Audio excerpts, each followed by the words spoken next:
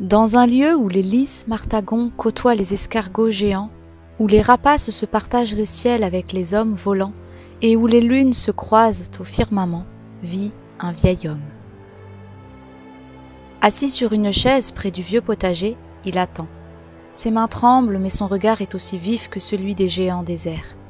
Et si son corps n'obéit plus vraiment, ses souvenirs sont aussi clairs que l'eau de la source qui coule au milieu de son domaine, prêt à franchir ses lèvres pour les rares marcheurs qui trouveraient le chemin jusqu'à lui, et le temps de l'écouter.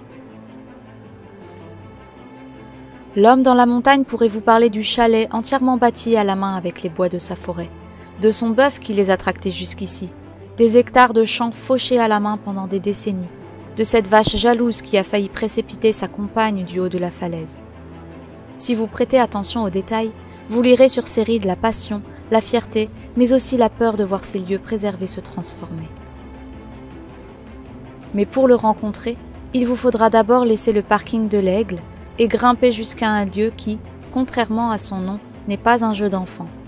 Vous laisserez le petit ruisseau bucolique, vous traverserez la grande route, puis le dernier hameau, et laisserez derrière vous toute trace de civilisation. Avant la grande ascension, prenez le temps de ramasser discrètement des boules de bardane pour déclencher une bataille estivale, et goûter aux fraises des bois qui n'attendent que vos mains gourmandes. Ensuite, vous grimperez, toujours plus haut, à l'ombre des grands sapins, environnés de l'odeur de l'humus et du bourdonnement de milliers d'ailes invisibles, peut-être des fées. Vous poursuivrez votre quête, lentement, mais sûrement. Vous transpirerez, vous soufflerez, et vous aurez l'impression que la roche du Vercors s'est logée dans vos mollets. N'abandonnez pas. Prenez le temps de respirer et d'observer, vraiment. Chaque couleur, chaque son, chaque bruissement derrière les feuilles sont autant de trésors à ranger dans la boîte de vos souvenirs. Alors, au détour d'une énième montée, vous longerez un immense champ et sa grange abandonnée. Puis une immense bâtisse en pierre semblera apparaître de nulle part. Vous froncerez sûrement les sourcils, surpris de voir une habitation aussi haut, aussi inaccessible. Et derrière les arbres, un chalet, comme dans les contes. Vous en oublierez votre fatigue. Vous emprunterez sur la gauche ce fin chemin qui semble pénétrer la propriété inhabitée, croiserez la demeure abandonnée de l'Époridé, entendrez le glouglou de la source et tomberez nez à nez avec la carcasse d'un véhicule motorisé tout rouillé. Vous chercherez la route, persuadé que si quelqu'un a vécu ici jadis, il doit bien y avoir une autre voie que celle que vous venez d'emprunter.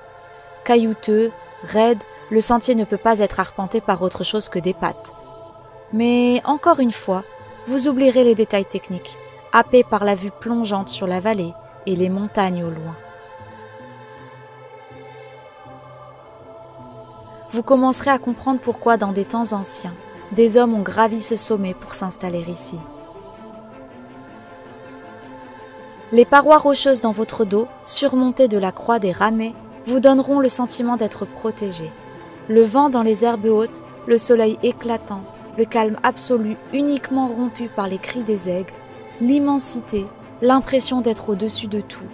Vous aurez envie de vous enraciner en ce lieu. Et au bout de votre traversée, si vous n'arrivez pas trop tard, peut-être aurez-vous l'immense honneur de rencontrer le propriétaire des lieux. Assis sur sa chaise de plastique blanc, jamais rassasié de la paix et de la beauté de ce cadre enchanteur, vous lui demanderez comment il monte jusqu'ici, comment il fait ses courses, où se cache l'autre voie d'accès. Il rira et vous dira qu'il fait tout à pied, qu'il porte tout sur son dos, que les deux chemins existants sont inaccessibles en voiture, et ce, depuis toujours.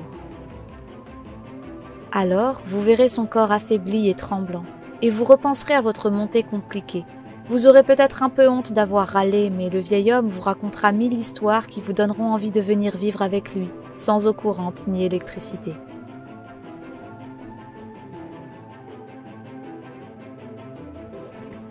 Mais le soleil se moque de vos rêves et vous devrez poursuivre votre route pour rentrer avant l'orage ou la nuit.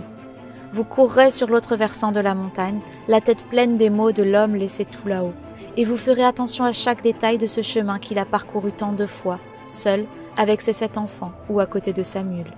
Vous secourez la tête à plusieurs reprises, incertain d'avoir vraiment fait cette rencontre, et en vous rapprochant des premières maisons en contrebas, vous clignerez des yeux devant l'apparition d'une licorne. Vous rejoindrez l'Anse en Vercors, l'esprit embrumé mais joyeux.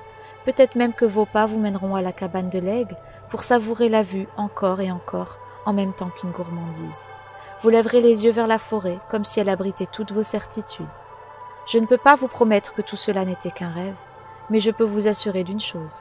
Chaque fois que le nom du Vercors se glissera dans une conversation, vous aurez une pensée pour le vieil homme dans la montagne.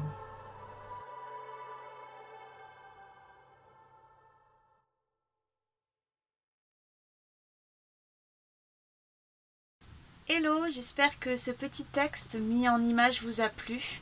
À l'origine, c'est un texte que j'ai écrit pour un concours de nouvelles, en fait de nouvelles d'histoires courtes. C'est Short Edition, qui est une maison d'édition spécialisée dans les histoires courtes, qui a lancé ce concours pour mettre en avant la nature iséroise. Et donc c'était libre cours, hein. Il n'y avait pas de, comment dire, il y avait pas de genre littéraire. Donc moi je suis partie sur cette histoire qui elle-même provient de la rencontre avec cet homme dont je vous parle, dont je vous ai parlé. Et toutes les images que j'ai filmées ont été filmées dans ce lieu qui m'a inspiré du coup ce petit texte. Voilà, j'espère que ça vous a plu. J'espère que ça vous a donné envie de visiter le Vercors un petit peu plus. Et puis ben moi je vous dis tout simplement à très vite pour la suite. Bye bye.